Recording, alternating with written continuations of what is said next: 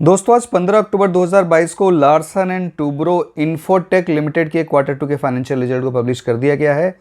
तो चलिए हम लोग इस रिजल्ट को देखते हैं और समझने की कोशिश करते हैं कि रिजल्ट कैसा आया है। ये इस कंपनी का कॉन्सोलिडेटेड फाइनेंशियल रिजल्ट और यहाँ सारे फिगर मिलियन में बताए गए हैं। मैं आपको फिगर्स को करोड़ में कन्वर्ट कर बताऊंगा except earning per share. Quarter two में revenue from operations 4,836 crore 70 lakh है, जो प्रीवियस क्वार्टर में ये 4,522 करोड़ 80 लाख था और प्रीवियस ईयर के क्वार्टर टू में ये 3,767 करोड़ था। तो रेवेन्यू फ्रॉम ऑपरेशंस में ईयर ऑन ईयर बेसिस पर 28.4% की बढ़त हुई है और अगर क्वार्टर ऑन क्वार्टर देखें तो ये 7% बढ़ा है। क्वार्टर टू में टोटल इनकम 4,976 करोड़ है, जो प्रीवियस क्वार्टर में ये 4,667 करोड़ था और प्रीवियस ईयर के Q2 में ये 3,878 करोड़ था।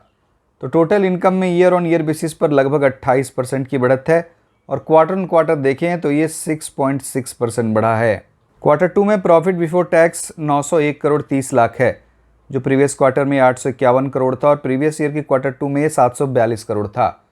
तो प्रॉफिट बिफोर टैक्स में ईयर ऑन ईयर बेसिस पर 21.5% की बढ़त है और क्वार्टर ऑन क्वार्टर बेसिस पर ये 6% बढ़ा है। क्वार्टर टू में नेट प्रॉफिट या profit after tax 679 crore 80 lakh है, जो प्रीवियस क्वार्टर में ये 634 करोड़ 40 लाख था और प्रीवियस ईयर के Q2 में ये 551 करोड़ 70 लाख था। तो पैट में ईयर ऑन ईयर बेसिस पर 23% की बढ़त है और क्वार्टर ऑन क्वार्टर देखें तो ये लगभग 7% बढ़ा है। Q2 में डाइल्यूटेड अर्निंग पर शेयर 38 रुपये 70 पैसे है, जो Q1 में 36 रुपये 8 पैसे था और प्रीवियस ईयर के Q2 में ये 31 रुपये 41 पैसे था। EPS में ईयर ऑन ईयर बेसिस पर 23% की बढ़त है और क्वार्टर ऑन क्वार्टर बेसिस पर ये 7% बढ़ा है।